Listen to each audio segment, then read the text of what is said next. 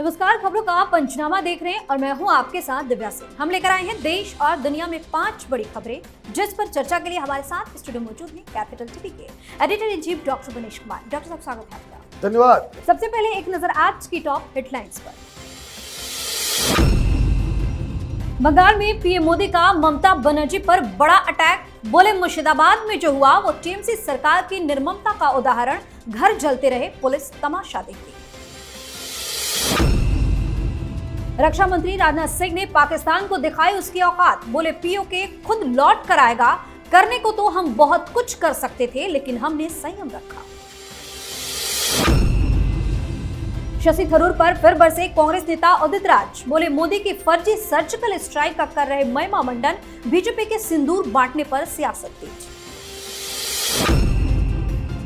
Elon Musk ने छोड़ा Donald Trump का साथ। डीओजीई से दिया इस्तीफा। लिखा मेरा टाइम हुआ पूरा। राष्ट्रपति के पसंदीदा बिल से है नाराज।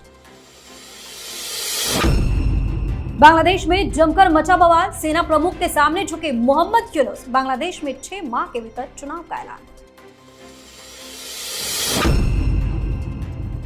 सबसे पहली खबर में बात पीएम मोदी की। प्रधानमंत्री नरेंद्र मोदी आज पश्चिम बंगाल के अलीपुरद्वार पहुंचे और ममता सरकार पर बड़ा अटैक किया। पीएम नरेंद्र मोदी ने कहा कि मुर्शिदाबाद में घर जलते रहे और पुलिस तमाशा देखती रही।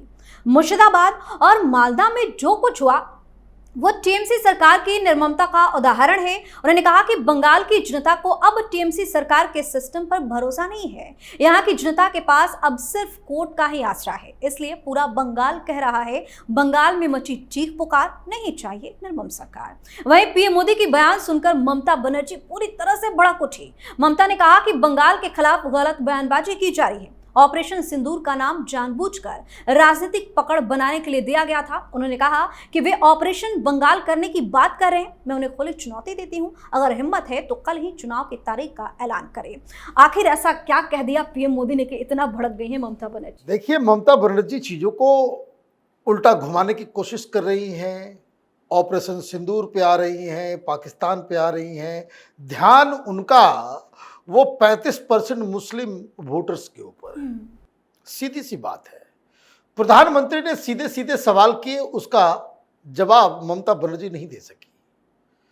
सवाल बहुत ही सिंपल था कि वक्फ के नाम पे आपने अपने राज्य के अंदर मुस्लिम पर्सनल लॉ बोर्ड, जमात उलमाए हिंद, तमाम कट्टरपंथियों, आतंकियों, इन लोगों को आपने खुली छूट दी। ये हाईकोर्ट मान रहा है। भाई, कोर्ट के द्वारा जो कमेटी बनाई गई उसकी रिपोर्ट में कहा गया कि ये सारी चीजें हुई है। अब इसको तो अनदेखा नहीं किया जा सकता। आपके एमएलए का नाम आ रहा है कि वो बिठा बिठा करके ये सारी चीजों को करवा रहा था। हिंदुओं को टारगेट किया गया।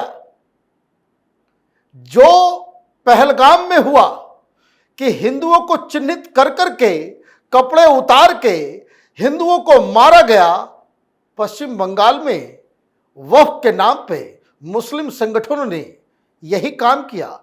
हिंदुओं को चिन्हित करके उनको उनके घर से बाहर निकाला, उनके घरों को जलाया। क्या यह सही बात नहीं है? सवाल बंगाल की जनता का नहीं है।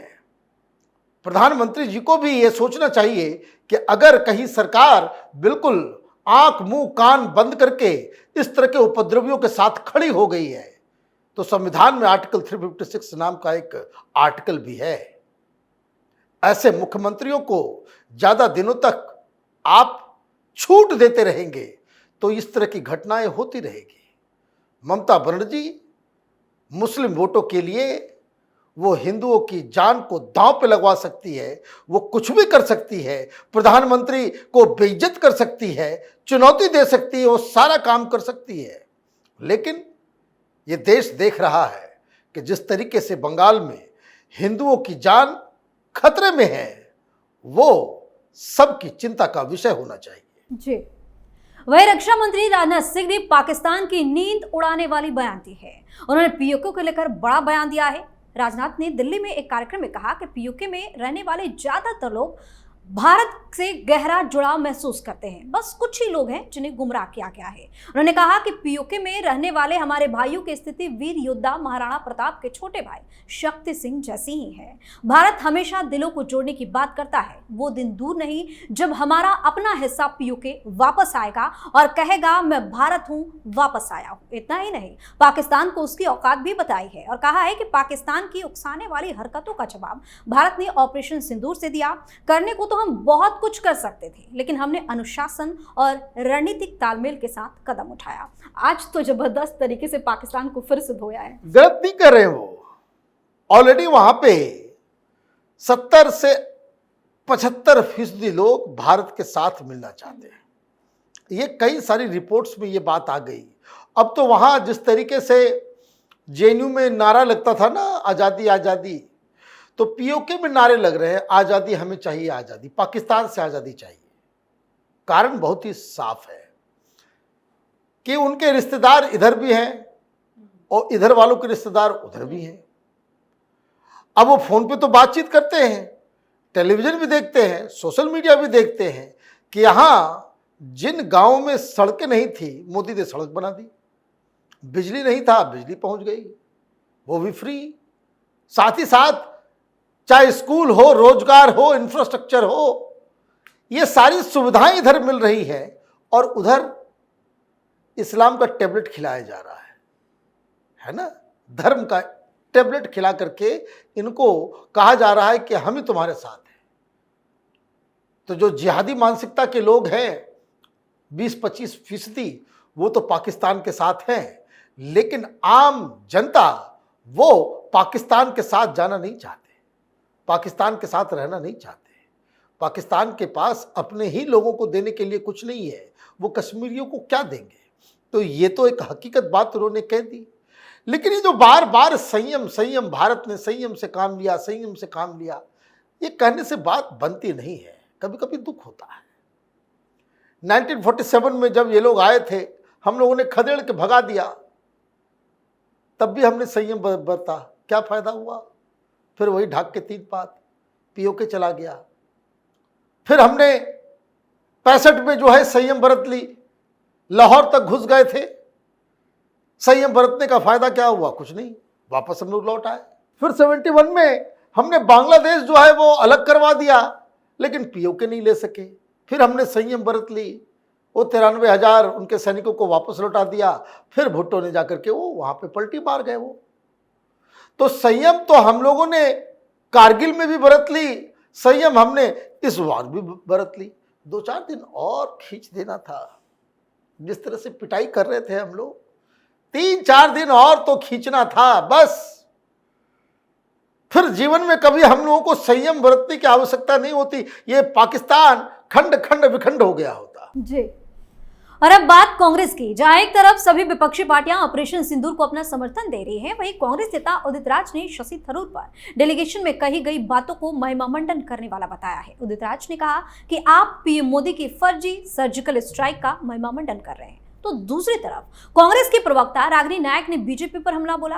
बीजेपी घर घर जाकर महिलाओं को सिंदूर बांटने का अभियान शुरू करने जा रही है। उसी को टारगेट करते हुए रागिनी ने कहा कि पराये आदमी के जरिए दिया गया ये सिंदूर किसके काम आएगा और किसके लिए काम आएगा। भारतीय नारी को तो सिंदूर पति और ससुराल से मिलता है, ये सिंदूर जो बांटेंगे उस पर भी मोदी जी की तस्वीर छपी होगी। ऑपरेशन सिंदूर नाम से दिक्कत है या मोदी जी से दिक्कत है, किस किस चीज से दिक्कत? कांग्रेस पार्टी को सब कुछ से दिक्कत है। ये कांग्रेस पार्टी के जो मालकिन लोग हैं वो तो सिंदूर लगाते नहीं है।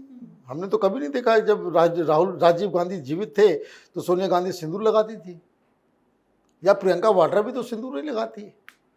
हिंदू परिवेश में लोग पले बढ़े नहीं हैं, इसलिए सिंदूर का महत्व नहीं समझते, सिंदूर का महत्व नहीं समझते। और इनको पड़ी हुई है कि भाई कैसे ये सिंबल का इस्तेमाल हो रहा है। ऑपरेशन सिंदूर, ऑपरेशन सिंदूर की सबसे बड़ी चीज क्या है मालूम है?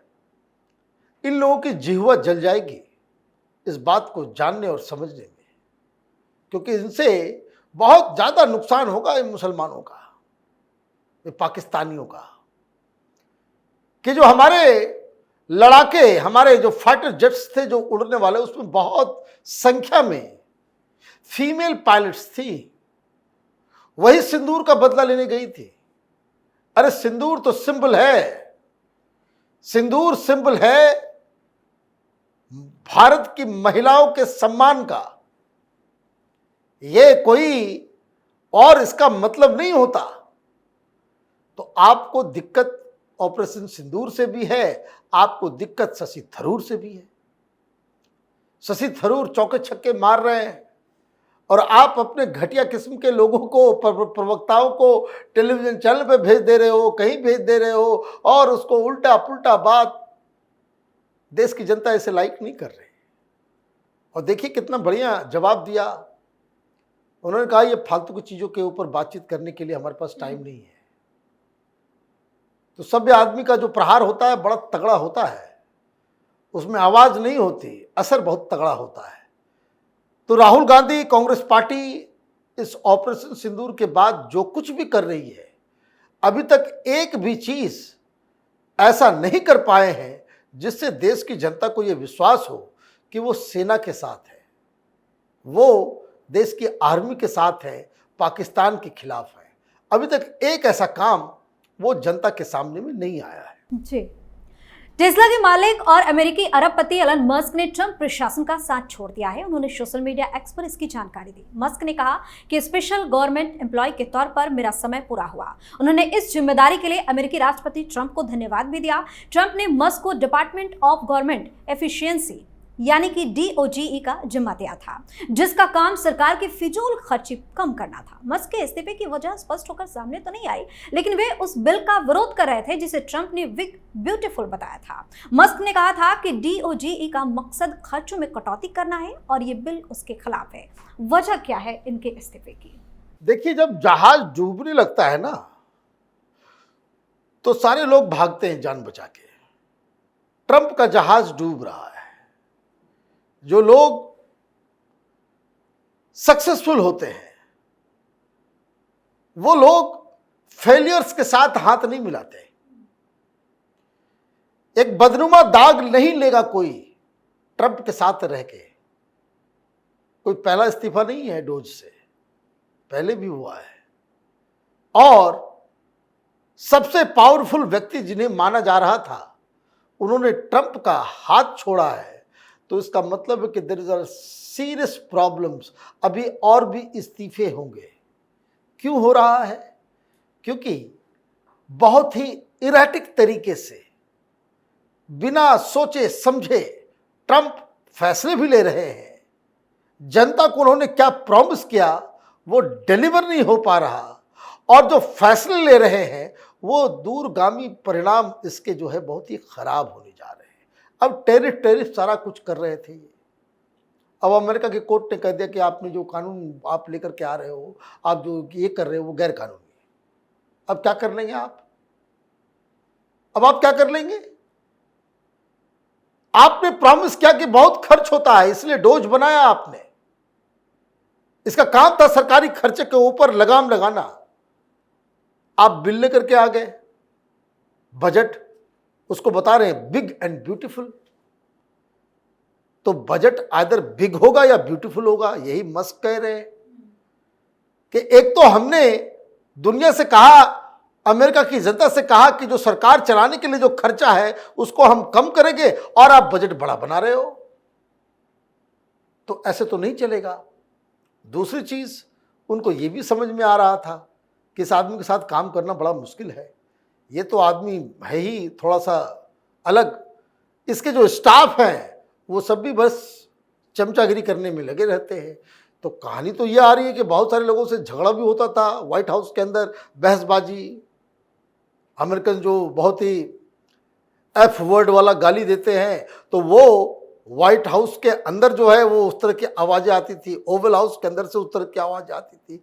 तो बहुत सारी अभी रियल जानकारी तो आना बाकी है, लेकिन एक बात तो तय है कि डोनाल्ड ट्रंप पूरी तरीके से, जब से उन्होंने शपथ ली है, सरकार बनाई है, तब से अब तक उनके रेटिंग्स में, उनके बर्ताव में, उनकी पॉलिसी में ऐसी गिरावट आई है कि वो ना सिर्फ अपने दोस्तों से उनका रिश्ता टूट रहा है, वहाँ की जनता भी अब ये चाहती है कि किसी तरीके से ये 4 साल इनका पूरा हो जाए या बीच में उसको हटा दिया जाए, अदरवाइज लोग उनको झेल नहीं पा रहे हैं। जी, आखिरी खबर में बात बांग्लादेश की अंतरिम सरकार के मुखिया मोहम्मद यूनुस सेना और राजनीतिक दलों के दबाव के आगे झुके हैं। ना चाहते हुए भी लोकतंत्र की बहाली को लेकर एक बड़ा फैसला लेना पड़ा है। उन्होंने घोषणा की है कि देश में इस साल दिसंबर से लेकर जून 2026 के बीच कभी भी चुनाव हो सकते हैं। यूनुस इन दिनों जापान की यात्रा पर है। उन्होंने राजधानी टोक्यो में यह बयान दिया।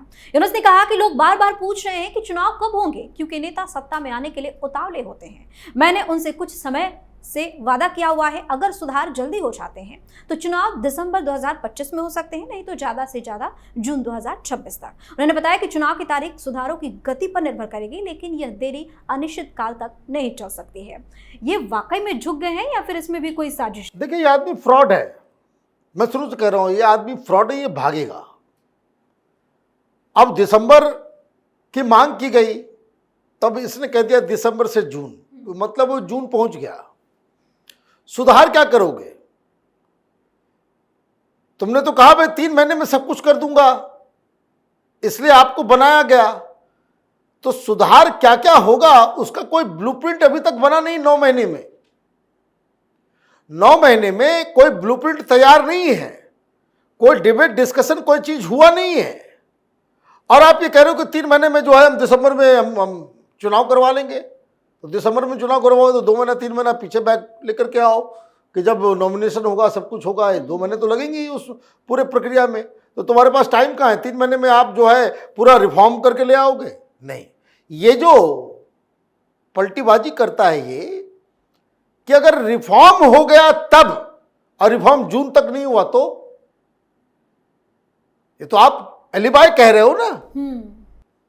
भाई रिफॉर्म शुरू हो गया क्या? नहीं, आप जून में भी कहोगे अभी रिफॉर्म नहीं हुआ, अब अगले जून में कराएंगे।